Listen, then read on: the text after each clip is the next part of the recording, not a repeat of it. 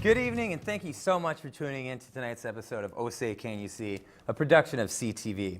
If your calendar says February 4th, 2015, and your clock says 8 p.m., then congratulations, you've caught our live broadcast, and we'd like to encourage you to call in and be part of the show.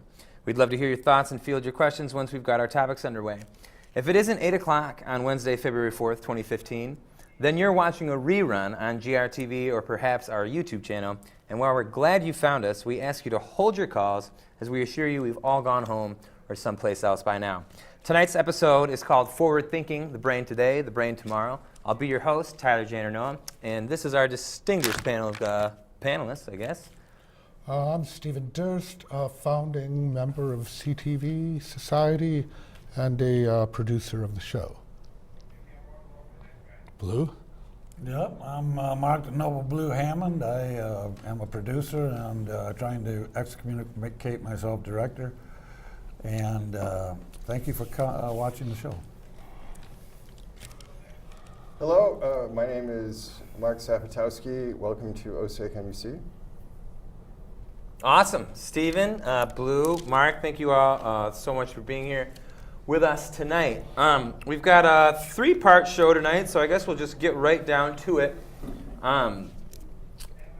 For our first, now I guess you guys kind of cheated here already in the show prep, but if the audience wants to play along here, what do Gandhi, Socrates, Joan of Arc, Freud, Anthony Hopkins, Philip K. Dick, and Charles Dickens, as well as Santana, all have in common? Drum roll, if you're playing along at home, give yourself a moment to guess here. Oh, goodness. It's the fact that they all reported hearing voices over the course of their lives. And that's our first subject tonight, is hearing voices. Has anybody here personally ever heard voices before or anything? Well, I hear voices all the time. There are different ways of hearing voices. Consciousness itself is, to a large extent, just a narrative of what we think of as ourselves. We're constantly narrating our own existence. We also hear voices I just heard in something. memory. For music. instance, if you hear a recording of someone singing and you remember the recording, you hear that voice. Reading letters from people we know well, we can hear their voices. The imagination and the memory generate voices all the time.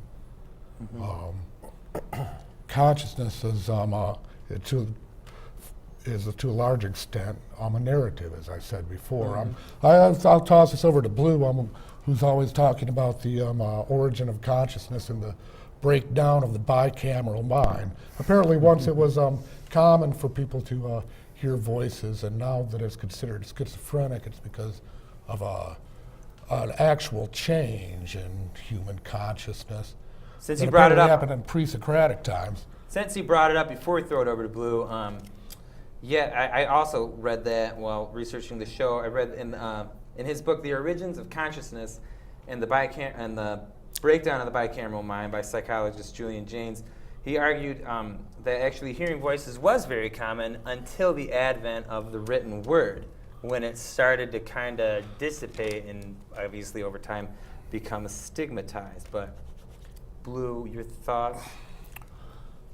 Well, I read that book and I found it to be kind of evolutionary in the nature of how human thought originated. And I think there's many other books that you could find. One in particular is called The Alphabet versus the Goddess, where originally, like chimpanzee societies, we were dominated by a female nature cult. The Earth Mother ruled for eons. Eons, the Earth Mother ruled. But eventually, what happened was the pharaohs and people in that early civilization developed a God King society where they were the communicators between us and the so-called gods at the time.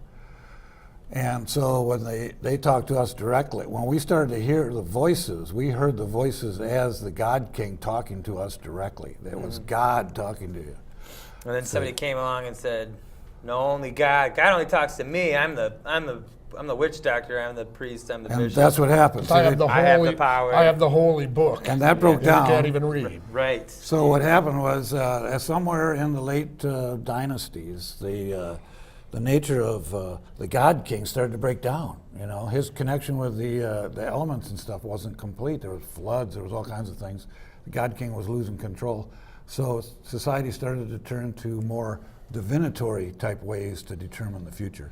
So they thought if the universe is perfect, then dice have to be the next step. You know, if we can interpret the dice or cards, and we broke from the God King, and then we started to hear that voice as our own consciousness. See, that's the breakdown of the bicameral mind. Is that we were no longer bicameral. We were cameral. We were connected with our voice inside of our head talking to us. So that's when the ego was born, in a sense, when we began saying, this is me, I'm the one narrating my life. I'm talking. Yeah, I'm a narrator in my life, inside my head.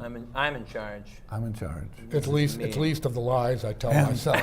And you know, if you look at the Bible, what happened was Moses came out of the Mount Sinai with the Ten Commandments, which This is is just how a it's gonna symbol for the be. word, right? Yeah. And the men started to take over away from the Earth Mother because the word became dominant. So we got these little cliques of people that could manipulate words to dominate the rest of society, as opposed to All right. Lawyers Back and to, priests. lawyers. Back to the hearing of the voices part. Not everybody is as our society as a whole, as we all know, is not really as read up or as enlightened as I think a lot of this panel is.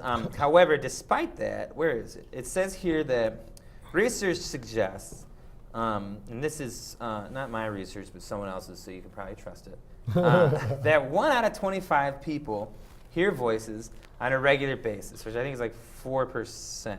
On top of that, 40% will hear something that frightens or surprises or they can't explain at some point in their life. So it's a lot more common than people are led to believe. Yet, despite this, if you tell a medical professional or your teacher or whoever, depending on who you are, that you're hearing voices, most of us know that it's not going to be long until you're likely medicated or not incarcerated, but institutionalized. Well, they have to prove that you're a danger to Right, yourself or yourself somebody or else. somebody I mean, else, correct. I told the psychiatrist that I heard voices. Mm-hmm. You know, said they suggested that they just weren't listening. I think anyone who's really listening is going to hear voices. Right. Seems to me. Anyone in deep meditation will say We'll that start they've to hear heard voices. voices. If But you're throwing it out anyway, there, I'll also throw it out there that I used to hear and see a lot of weird stuff as well, which is what this story caught my attention too, and I went through that whole. I was not as. It was a big obstacle for me personally, and it took a lot of management and a lot of work to overwhelm. But just the first ones that I remember before it was ever a problem, and it was just kind of something that was there. And I started reading about this. I said, "Holy crap, I remember that." But falling asleep at night, and then you'd start hearing conversations or hearing your name called out or something like that's that. one and I've then- often had. Yeah. Right before you fall asleep, you hear, wake up because like, someone's what? calling your name, and it's almost an auditory hallucination. Yes, sure, yeah. It feels like that. It Well, feels some- almost like an auditory although- hallucination, but it also feels like it's kind of in your head. Carl Jung talks about Sure. this too. He says that's one of the more common forms of hypnagogic visions that people Right. get. Also, the sense of falling. Well, as weird as it never felt all that unnatural. It never felt like something, oh, God, I better go talk to a doctor about this. This is really serious. However, to keep Well, the conversation- it happened to me. I'd fall asleep in the library at the University of Iowa. I'd hear a voice, and then I'd follow it and find a book. It was really cool. Oh, way. yeah. You know, I think you should listen to voices. I also think you should pay attention to your dreams. You're not alone. Let's go ahead and can we I don't do think the you first should. I don't think you moment? should let your voices get you to do anything illegal or immoral, though. No, we're not advocating. Oh, of course not. CTV would never advocate that. But could we do we have the first roll-in studio or control?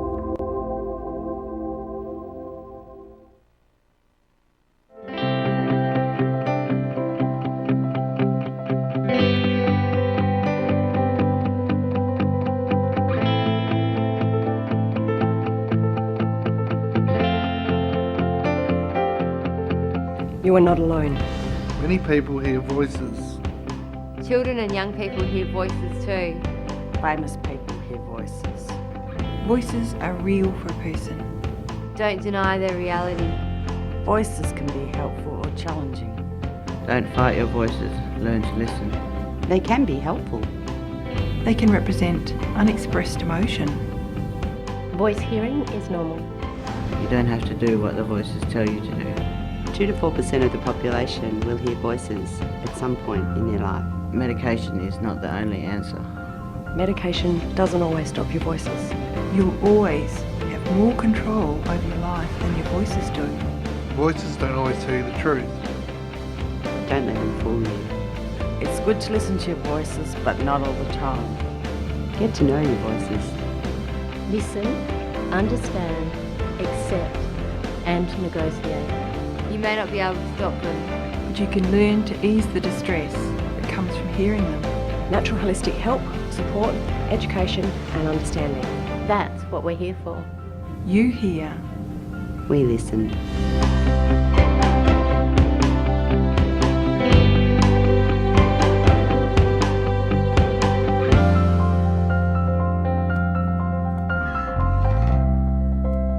And that was a public service announcement from the Hearing Voices Network. I guess I wrote that down wrong. It says Netherlands. I think that was they're founded in 1987. Australia? It's Australia. That's definitely where that was from. But it says here Sounds founded like in the it. Netherlands, so maybe I think they're global. But that was a little PSA from there. I love Australian accents. I have a I laugh every time I hear them after watching. I can't think of the show's name. Chris Lilly, though, is a comedian. Anyway, that's off topic.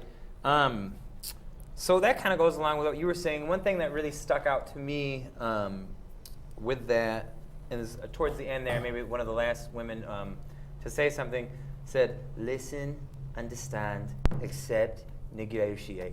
And you couldn't really hear her say negotiate quite. Negotiate with your She said it kind voices? of quiet. But yeah, that's kind of their like little slogan there. That's interesting. You see that in some of their, if you go to their website, or just Google Hearing Voices Network, because I do not have their website written down, I'm sorry. But that's up in their literature, and what do you kind of chuckled at that, Mark. What, can you not picture yourself negotiating with a voice that you were? Well, it makes it sound like, you're going to deal with your voices as personalities, and it didn't quite seem to fit with what they were saying, really. Their personalities in the same sense that characters in a novelist book are aspects of himself, in some ways worked out imaginatively into other characters. Voices could be unintegrated aspects of a personality, exactly. and so they do need That's to what be they would be, negotiated. You have to make friends with the germs, and you also have to make friends with the unintegrated aspects of your personality. You don't have to force them into integration, or you probably shouldn't try to repress them and pretend that they're not there. Or So yeah, you medicate them, negotiate as it. they were If you saying, can't make friends with them, you just negotiate. It's like armed enemies, but Well, it's interesting that that was one word toward the very end. But using that word at that place could make it sound like navigation, though, too. yeah. Navigate, maybe. To negotiate is Like also business to or a navigate, police negotiate. standoff. What's that? Oh, it makes it sound like navigation, business negotiations, or a police standoff, like you're negotiating with a hostage. Sure, taker. yeah. And I guess sometimes that happens. but Unintegrated that's aspects of your interesting. consciousness One woman- can take over, like in a doppelganger effect, as in the Dostoevsky book, the doppelganger. But Well, anyway. you were saying about unintegrated aspects of a Yes. person's personality, and Right. that seems to be one of the strongest going theories. Sadly, 70% of people who hear voices have experienced some form of trauma, whether it was a sexual assault, being in a house fire, some kind of other assault on their person, often at a very young age. And many who've tried this version of coping with it, of the listen, understand, accept, and negotiate, have come to realize, oh, this is part of them. This is who I was when I was, 15, and I got Right. cornered in a locker room or something horrible right. like that or whatever. And it's their way, their psyche's means of finally coming to terms with it.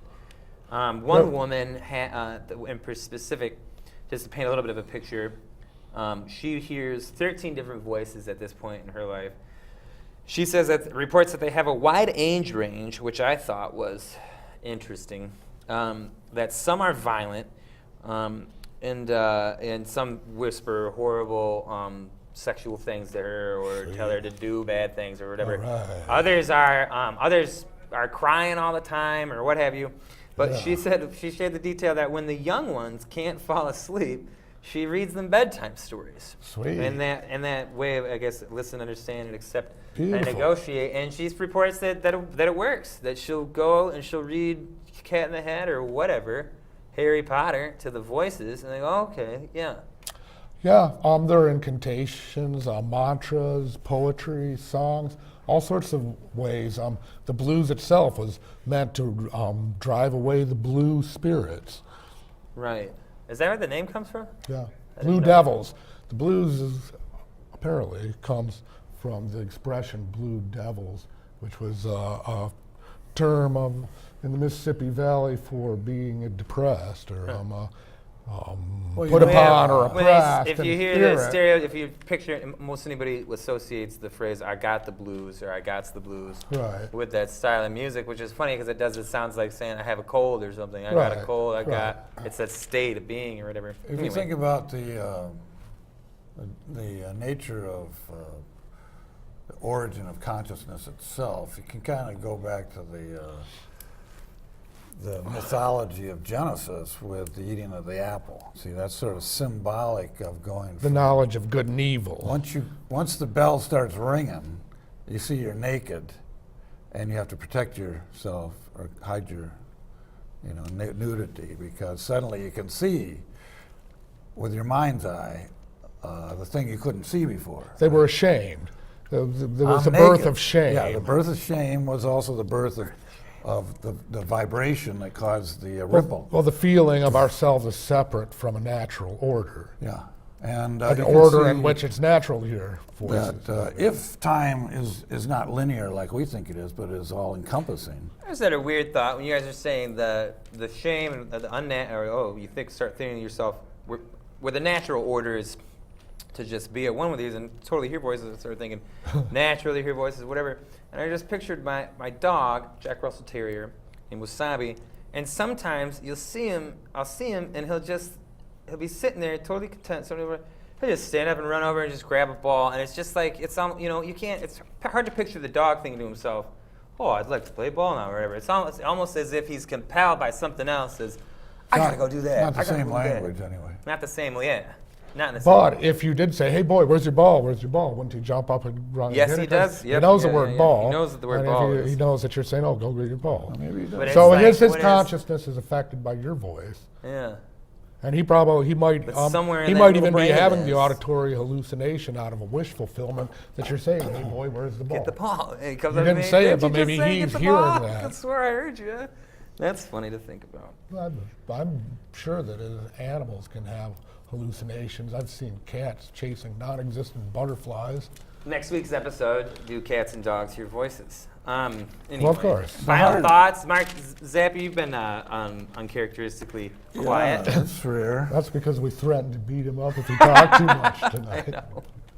No, was that? You was that- threatened- did you we get threatened to that? beat him We up. got there? Okay. Could we go ahead and roll, just to introduce our second subject, if we could please roll number 2, you guys? Thanks. We don't hear voices here. We're not hearing any voices? What are those voices? Let's do it. Let's do it. And we'll take the knife here, and let's start with some Prussian blue, Van Dyke brown. These two are at about equal parts, and a touch of alizarin crimson. So we have blue, brown, and crimson.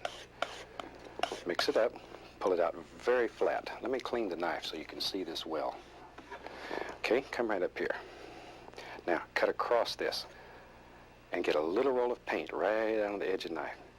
This is where the straight edge on the knife really comes in handy and makes the knife much, much easier to load. All right, let's go up here. Now, probably one of the simplest mountains to make, and also the most popular, is the little snow-covered mountains. Now, take the knife, you have that little roll of paint on there, and push very hard, very hard. And All you're trying to do here is push in a basic shape, just a very, very basic shape. The only thing that you're worried about at this point is this nice outside edge. You could care less what's happening in here. Anything can happen in there. We don't care. All right. We're just worried about the edge. Scrape off all the excess paint. You can probably hear how hard I'm scraping the canvas. You're not going to hurt the canvas. Really scrape it off. Okay. Now, one thing also to remember about mountains, if you can see the entire mountain, it's always more distinct at the top than it is at the bottom, because at the bottom we have mist, we now have pollution. These things break up and diffuse light and cause it to look soft and misty on the bottom. Okay, so to create that effect, watch right here. Take the 2-inch brush, push it, bend it, and pull it. See, that's wet. And you can slide the paint on there, and automatically it mixes with the liquid white, and you get that blended effect at the base without doing anything. Probably one of the biggest problems when putting on the base coats for a mountain is applying too much paint, very little paint. Okay, so it just, see how it just fades right into nothing? That's just what you're looking for. Okay. All right. What a What's what that a about? what a happy little roll in there. Happy little roll in. Well, this is probably one of the weirdest subjects that I've ever tried to broach on this show, and I put that at the beginning because if the community at large, the internet community at large, that we're going to be discussing here is to be believed, that was the Bob Ross. Well, for those the uninitiated, that was the Bob Ross painting show on PBS, successor to what was it? Bill Alexander, the Happy Painter. Bill Alexander, the Happy Painter. Was a German expatriate. He'd been in the United States for years. I remember from the time I was a young kid all the way, gosh, until some point in my 20s, this guy had this show, and it would put me to sleep. You know, I would wake up and fall asleep about 3, 4, or 5 times during a half-hour show. And I wondered, what the heck is going on with that show? And then this other guy took over the show, apparently, from him. Bob Ross. Because it was the same style, the same sort of style of talking, the same, you know, sound with the, probably with the brushes and everything. And it also, Bob Ross's show also put me to sleep in the same sort of way. I often wondered, what is it about this thing? And it was very hypnotic for me. And from what I've read now, there's actually a lot more going on in that show than just a man teaching the viewers to paint. From what I've read, there was a very unique sound setup on the stage that not only was he mic'd, kind of like we are. The canvas is mic'd. But the canvas was also mic'd, yeah, because they wanted to capture, the producers wanted to capture as much of the kind of calming, soothing sound as they possibly could. And so there was some people who we'll get to next, with a certain condition were tuning in, not necessarily to learn how to paint, not necessarily even to try to fall asleep, but because they were getting a specific and thus far uncatalogued or categorized or unexplained sensation in the back of their neck from the sound of some of the simple sound of the blades scraping the canvas. And those people report that they now claim they're calling it. They don't really have any kind of real consensus what it is, but so far they're going with the name Autonomous Sensory Meridian Response, or ASMR. And if you there's a whole community that blossomed, and it's very, very rare. They don't know how many people have it, or even what causes it. There have been a couple of university-level studies that researching what causes it and what's the nature of the beast there, but to no avail. And the current one, currently Dartmouth University, from what I understand, is also researching and trying to figure it out, but their study has yet to be released. But the community at large, I guess maybe we should just do the next row. Well, okay, let's explain this. So they suffer from these triggers where, from the hearing tapping or brushing, whispering, crinkling, mouth sounds. Apparently, it can also be visual, but though I haven't seen a lot or as much of that with things like towel folding or methodically cleaning dishes or painting, for instance. And also messages of positivity and messages aimed at the viewers. So, hello, welcome, thank you for tuning in. So it's used. It's a form of hypnosis. Here we go. I think we're starting. Hypnosis without the voice. Yes. Well, But it uses the voice. Definitely. Yeah, he's going to use other sounds too. Yes. Hi, welcome. My name is Allie, and I'm going to be your esthetician today. Now, this is your first time here with us, correct? Great. Well, we're so happy to have you, and we're going to take great care of you. So I just want you to sit back, relax, enjoy your facial. And is your seat comfortable? Is it at the level that you like? Great. Okay, well, before we begin, I am just going to walk you through the steps of today's procedure, just so you know everything that we'll be doing. I'll go ahead and sanitize my hands first. So we're going to do a series of services, skin services. I'm going to start with just a basic cleanse and an exfoliation. Then we will tone and moisturize. And once we've gotten through that part, I'm going to apply a little bit of an eye treatment to your under eyes, just under here. And then when that's completed, we will do a complimentary face mask that is complimentary for first-time clients. And with the face mask, it's best activated with heat. So I will place a nice warm towel over your face, and while we're waiting for your mask to set, we'll do a nice little shoulder massage.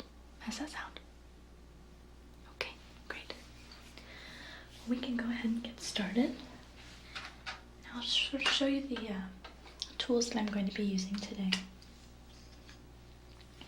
For the facial portion of your services, I'm going to be using this tool. And basically this has several different attachments that you can put on for different functions. And the way it works is just switch it on, and through just some gentle vibrations, it will cleanse, tone, hydrate, whatever we want it to do. It has an attachment for each function. This is very, very gentle. It's just going to feel like a nice kind of buzzing on your skin. And it'll leave your skin feeling really refreshed and toned and hydrated. Okay? Alright. We'll go ahead and get started. I'm going to begin by just cleansing your face. A very, very gentle cream cleanser. And that's just going to remove any of the residue. Just dirt and oils and dry skin cells. So I'm going to wet your face really quick. Alright, you can just close your eyes for me. There you go. So I'm just going to dampen your skin.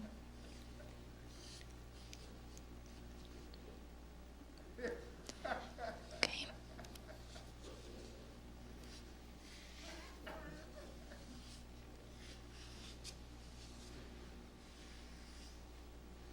Okay. We probably are. So I'm just going to apply this very, very gentle cream cleanser to our first attachment head.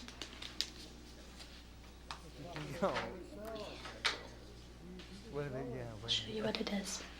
This is our first one. Shouldn't be uncomfortable.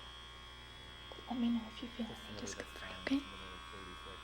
Great.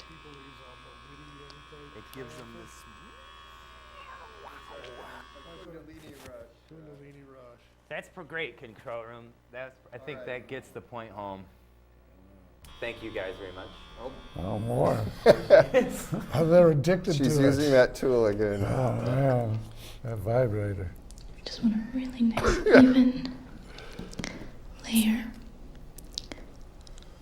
You hear that mouth? The mouth? Yes. It's every little click I and just smack.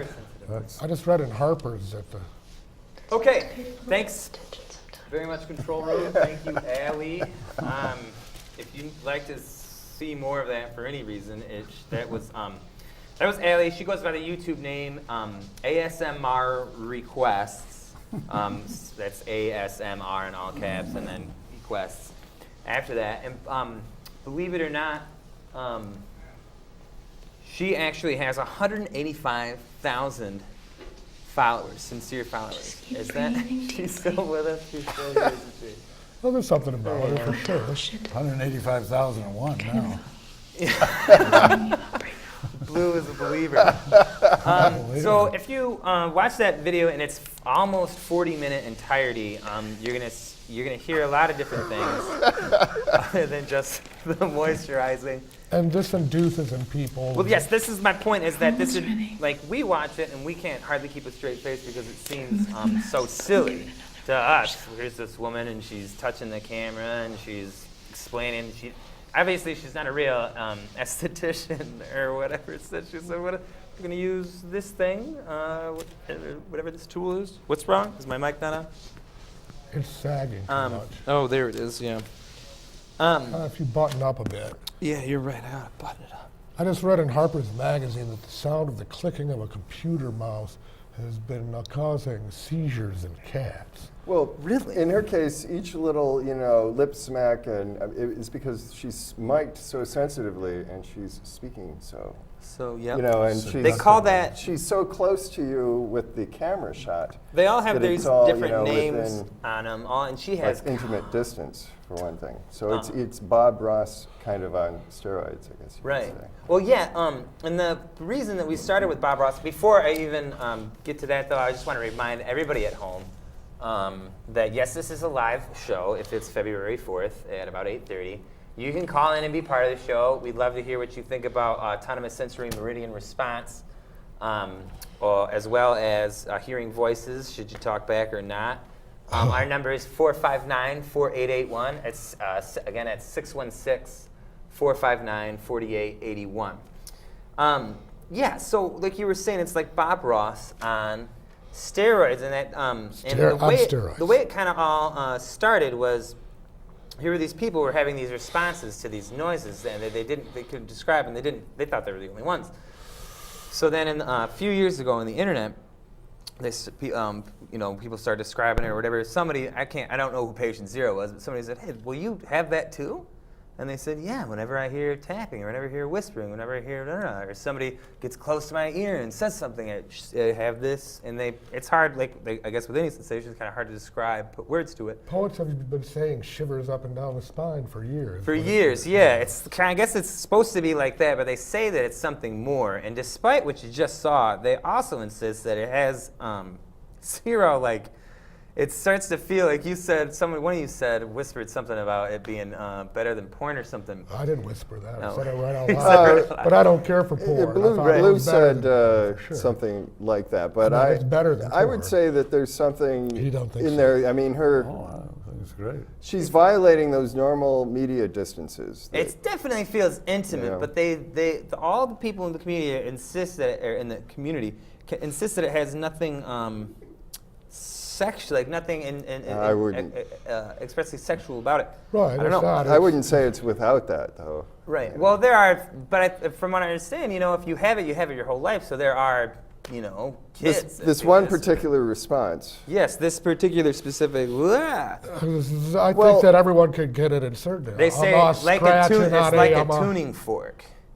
How about scratching on a chalkboard? Everyone gets a real. It's not visceral. Well, it is. I think that whatever she's doing is the sort of thing that some people would really like to exploit for putting people into a a kind of state where they're manipulatable, really, for commercial reasons. You know? Sure. Oh, yeah, you could use that. And, I mean, it's mesmerizing. All of a sudden you're like, political what? reasons. Sound and vibration could be used. She could be to a great guru, perhaps. You know? Sure. Well, I She don't. herself, the woman we just saw, does not experience these things. She stumbled into the same thing and thought, this is crazy. I've never, well, I'll give it, let me just tried to do it and then saw the effect it had on the people that supposedly did. Just to finish the circle before we discuss the implications anymore of Bob Ross, the message boards, people started saying, hey, does anybody else feel weird when you watch or when you hear somebody whisper to you, you watch Big Brother? I've never seen that show, so I don't know what it has to do with it, or watch Bob Ross or whatever. And Bob Ross kept coming up with all these people who were experiencing the same thing.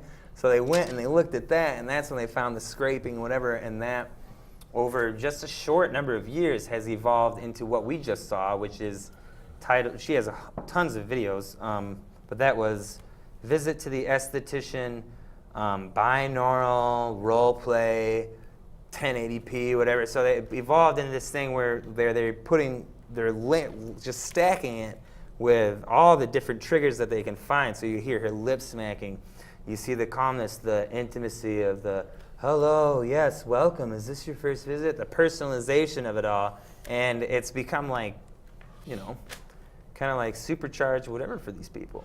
So it doesn't have any of the dangers that those frequencies that people were using to get high had. Some people would actually die if they're the wrong frequency. Would you relax yourself to death? I don't know. I'm not exactly sure how it does it. Not yet. It just disrupts your autonomic nervous system. Well, real people don't measure up to girls like, what's her name there? I don't know about that. ASMR requests. Yeah. It's a lot safer to have something like that come on for a few hours a day to soothe you and relax you and really calm you down than somebody that's going to take half of your wealth. I think Lots the of reason people she's just getting all leave the these TV hits, on for that one reason. reason. I mean, there's definitely a hypnotic effect. I'm not. I don't experience the thing with the spine, thing, but that video had 1.5 million views, and another one of hers that I saw that I didn't watch all because they're all 30, 40 minutes long. Well, it's had 3 million views. It's because it's a kind of interpersonal experience that people are having. Look right in your eyes. Did you see that movie Her with Joaquin Phoenix? No, tell me what happened. People fall in love with their cell phone. I see it all the time. Yeah, and only in this case it's slightly in the future where they've got the operating systems down to sound like Scarlett Johansson, who actually is the voice in the movie. Well, and does she's make the the most perfect wonderful friend. girlfriend you ever met in your life. Well, on the way over here, I was thinking about, is it mate. Fahrenheit 451 where Montag's wife is addicted to the programming where they talk, they ask, they kind of interact with the viewer. And, oh, let's all go to the party. Would you like to go to the party? Right. Oh no. Let's go. And then they kind of live their life with the TV. Yeah, she wants personalities. the 4-screen walls. Well, pretty soon you'll have Yeah, I think that she fulfills a lot of human interaction needs for people who aren't getting it, and better than they were going to experience from their ordinary interactions. And I was thinking about Mr. Rogers today and wondering what it would have been like if Bob Dylan had got that gig. But yeah, Mr. Rogers is always taking kids to the Magic Kingdom. Isn't he talked? I didn't watch a lot of Mr. Rogers, but he spoke kind of to the camera too. Would you like? Yeah, he was kind of hypnotic. Also, yeah, that's true. The sound of the Well, whistle. Bob Ross's voice has a low bass rumble to it. There's a lot of white noise in the scraping, and there's white noise in his voice too. Yeah. Once again, I'd like to just remind the viewer at home that this is, in fact, a call-in show. We'd love to hear from you about autonomous sensory meridian response or the last time you went to the Smile spa. when you say that. If you have ever experienced this thing these people are describing, we keep discussing the content and forgetting to kind of say what are these people feeling, because it's not what we're getting when we just watch it. It's a different physical sensation. Heebie-jeebies. Well, maybe, but these people insist that it's, they have assumedly out of the millions that are doing this, or the 185,000 people following her, most of them probably have a relatively normal, aside from this emotional spectrum. So they've probably been freaked out or weirded out or felt intimate or da-da-da, but they get this different physical sensation. Well, I'm glad they're finally coming out of the closet. I don't think all of them are If you getting get this Like sensation, people who listen to voices and stuff too, they need support please call groups. into the show. We've got a special line for you at 459-4881. And I understand that it is open right now.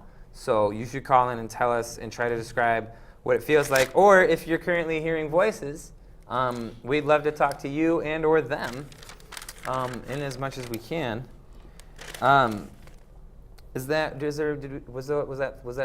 Do we kill that? No. Subject you want? You know, to say? in psychiatry, they don't think of you anymore as or the colony of There is no self. reflections of yourself seem to have like battleship groups where you've got one main aircraft carrier, which you kind of think of as yourself. The ego. But you're surrounded by all these other smaller boats around you. And at Sub-egos. any particular moment, where, depending on what's happening, any one of them small craft could be the main focus in your life. See, it could be like a PT boat way out on the fringe, but it gets dominant attention because it's where the hot spot is. Sure. Things that are happening. Yeah. See, so you're really more of a facet of this huge battle group. Yeah. If that's the way you want to look at it, but that's a real S.E.E. way to look at it. Like So there you it is are, weird, captain of your battle group in your Yeah, what's flagship, this whole- and you're hearing Yeah. voices from the other commanders. Oh yeah, you hear over the radio, you hear, hey, there's something going on in Sector D over here. The missiles coming in, you know, from that, because they're out on the fringe. Well, one of the things that made me think, you just made me think of earlier when I was reading it, like the trauma, and I said the fire. So, and the hallucinations are not just hearing voices. You can see things that could be totally immersive. You could have the whole room replaced around you, or it might just be they said, "Oh, well, there's an extra cup on the table that's only in my reality and none of yours." But they can also be olfactory, and so if you, so people who've been in a fire, as you know, at any point in their lives, will report that when they start to feel stressed or threatened or scared about something, they start to smell smoke, even when it's not there. Sure, absolutely. So that makes me think that maybe that somewhere inside you is still that person who was in that fire, and it's important to have that person along to say, you know, and you're smelling smoke, and that's kind of that ship captain, I guess, is a way of getting your attention to say, hey, this is not. There's some danger. We got to here, do something fire here. or Yeah. not, The problem is sometimes there isn't a danger, and you're not responding to anything. But So now the ship captain identifies as being responsible for the survival of the body, right? Yeah, yeah. It's the consciousness that's mainly concerned with keeping you alive. Right. Don't walk in front of this bus. Get to work on time. It's that's more your super ego That's even than your your ego. personal God that you call yourself. Well, you know what? I'll tell you one thing. Your personal The interest. people who put together media manipulation to sell you things or to make a media product that people are going to want to buy that they can make money off of, they're very interested in the hypnotic qualities and perhaps what this response means in terms of it's doing that to a certain percentage of the population, but what else is it doing to the people who aren't quite getting to that level? You know, they are probably being interestingly affected too, because I imagine that not all 180,000 people that have tuned into this woman. that's not tuning. That's not the viewers. That's just her subscribers. That's the people who want her new video in their feed. They or follow I bet they're her. not all getting that response, but No, of course not. We just not did it. every one of them, but But sure. it's doing Still something gotta be that something. is like, you know, so relaxing. What's for not to them. like? I mean, what was not to like except it's kind of phony. you It's know? a little yeah. Okay, now sounds are being used to target people as weapons, not just extremely low frequencies for crowd control, but extremely high frequencies are being played in places where they want to keep out teenagers. High sounds that only Really? teenagers can hear that are really painful to them. So it's one of the ways of Think using about sound that. as a weapon. And in crowd control, they can use pulses of extremely low frequencies that will just knock you out and make you vomit or even pass out. Well, maybe That they South could Park get brown a noise woman like again? that to give people a real visceral and wonderful kind of experience while Absolutely. she talks to them Well, that's about what the music's Republican supposed to Party do. and what it can do for Well, you. wouldn't it be yeah. nice if you had to walk home from the bar alone? I was just talking to my baker about, or my coworker about this, who bakes, and he has to go into work really early. He said, "Oh yeah, sometimes you see, someone, and it's 4 in the morning, you're thinking, oh gosh, this could be it or whatever. But what if you could have that app on your phone where you're like, all right, keep teenagers at bay, go, and then everywhere you go, it's instead of you crossing the street, across the street, young ruffians. Well, one of the problems is that we tend to have a positive view of. Yeah. Oh, yeah. Okay. Scratch. Edit Like that when you go for an app, you got a positive idea of what you wanted that app to There are do. no capitalists watching this show. What? I mean, one of the things when you open up the Pandora's box or the magic theater of the mind, you end up with a lot of aspects of yourself that you don't necessarily like. See, right now, most people, what you call normal people, keep them at bay by resisting any kind of identification with them. Sure. See, like Denial, repression. there was a guy that raped this woman at one of these gatherings we were at, and then later he confessed and said, because he's denying it the whole time, and then he confessed and said, well, maybe my body did it, but it wasn't me. Oh, God. Oh, jeez. He was totally disassociated from his body. It makes you wonder, doesn't it? Yeah. Where the nexus of these so-called Well, free most will cultures is. have believed in forms of demon possession, and we just have a psychiatric explanation for it. Yeah. Exorcism seems to work about as well as psychotherapy, though. Exactly. Even Carl Jung said, look, a third of my patients get better, a third get worse, and a third don't change. And he said that's probably what would happen if they were left alone, too. Right. And he was probably fairly good as a psychiatrist. You don't necessarily want to get better. A lot of shamanic journeys are not about pleasure and getting a facial massage. Yeah, it's not so much about being reintegrated into your old personality as being transformed into something new. And in a lot of cultures, that's the way schizophrenia is handled. And some people come out the other side as more spiritually in tune than most other people. Oh, yeah, the sadder but wiser woman. Yeah, for me too. Most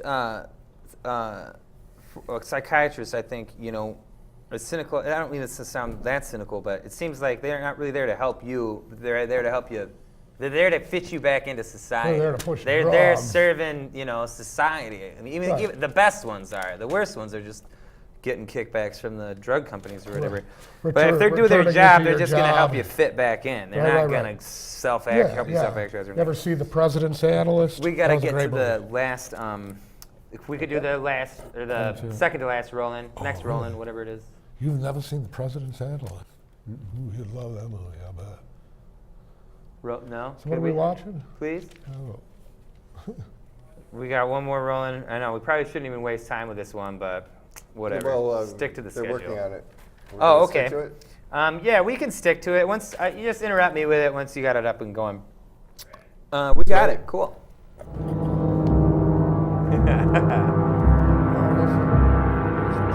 From a future where men must hide underground has come a machine wrapped in flesh who kills but cannot be killed.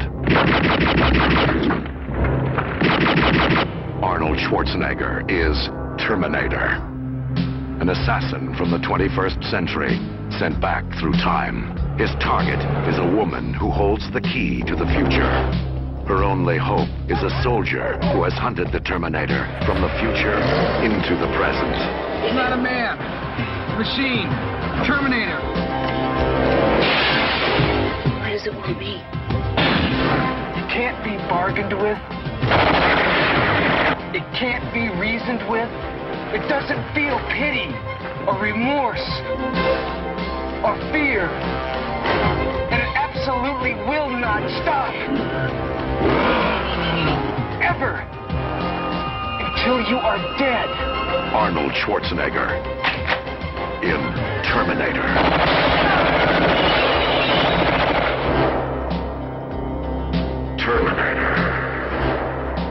Moving right along, Stephen wants to know why we are watching this. Well, if the Future of Life Institute is to believe the Terminator could be, what do you call it, fact, not fiction, much sooner than anybody ever expected, if anybody ever expected it to be fact. The founders are made up of, before you just dismiss them as a bunch of loonies, the founders of this institute are the co-founder of Skype, 2 professors from MIT and UC Santa Cruz, as well as 2 PhD candidates for Harvard and Boston University. The scientific advisory board includes Alan Alda and Morgan Freeman, as well as Stephen Hawking and Elon Musk. Elon Musk being the CEO of Tesla and SpaceX. Most of us, I think, know who Stephen Hawking is. As well as professors and directors of various academic boards from MIT, Berkeley, Harvard, and Cambridge. And the Future of Life Institute recently penned a letter, and I'm going to try to read that now. If you guys could roll the final roll-in, just because it's more interesting than watching somebody read something. But this is them. Research priorities for robust and beneficial artificial intelligence. An open letter. There shouldn't be a sound on the last one. Artificial intelligence research has explored a variety of problems and approaches since its inception, but for the last 20 years or so has been focused on the problems surrounding the construction of intelligent agents, systems that perceive and act in some environment. In this context, intelligence is related to statistical and economic notions of rationality, colloquially, the ability to make good decisions, plans, or inferences. The adoption of probabilistic and decision-theoretic representations and statistical learning methods has led to a large degree of integration and cross-fertilization among AI, machine learning, statistics, control theory, neuroscience, and other fields.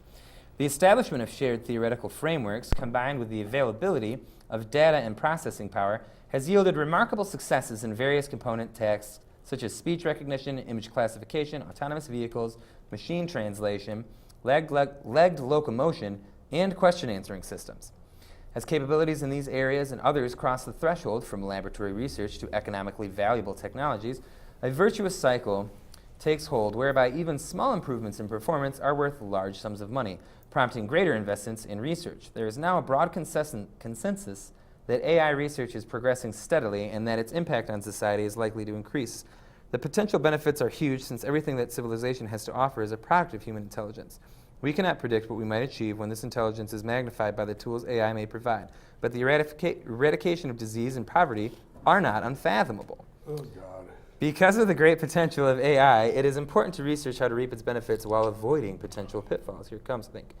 The progress in AI research makes it timely to focus research not only on making AI more capable, but also on maximizing the societal benefit of AI.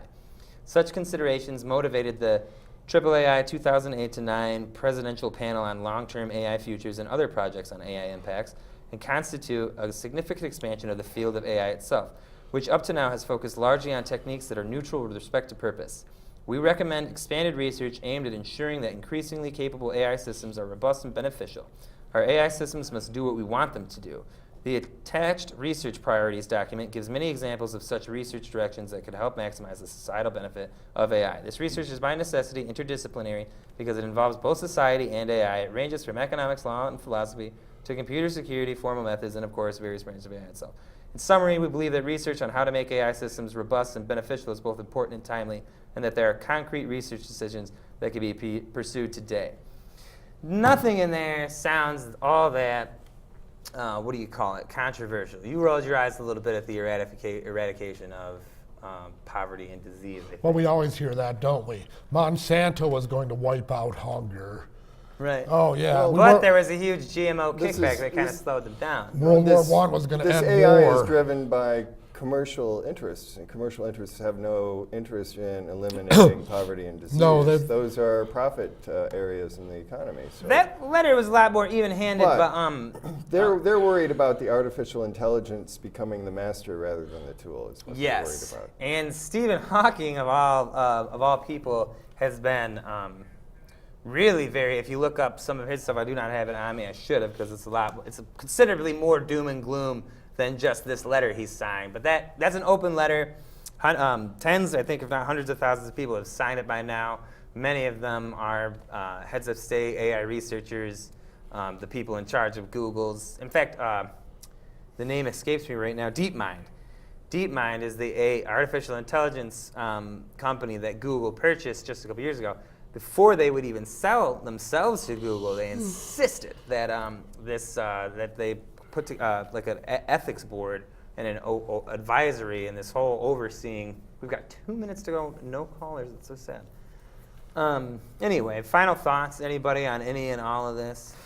You know, part of the reason that corporations don't kick a whole lot back into the community now is because if they did, some shark out there would realize that they're not using all their assets for defense of their company and would take over their company eventually. These guys don't play by these kind of nice rules that you're talking about. Right. Before the 1980s, corporations were still said to have some social responsibility. But by the 90s, corporations were saying that their only responsibility was to increase profit to the owners. And what happened was the acquisitions of the 1980s that the Reagan administration let run wild, which mergers and acquisitions came where one company would take another and strip it and sell everything off because the company was undervalued. They could get more out of taking it apart than letting it be the kind of corporation that still had social responsibility. Social responsibility became a sign of weakness. It was wiped out by the kind of mentality of the yuppie in the Reagan years. Being responsible is even against the law. Right, and this is the kind of mentality that this AI they're talking about, that's what I'm really going, well, it's not going to get rid of hunger. The AI they want to plan is to make our minds more like that, more predatory, more what you could call reptilian. Yeah. Well, or more Here are the right things to do. More susceptible to being preyed upon, like, finding situations where they have the nice woman talking. Thank you so much for joining us. We'll see you all here 2 weeks from now. This has been CTV. Have a nice night. Thank you, guys. Yeah. Could have used a few more minutes on that last subject. Oh, absolutely. AI is going to be sort of a super ego. It's like your phone will be your life coach now, as well as your mother, your best friend, tracking you all the time. 3,000 tells you what to do. It tells you where to get off.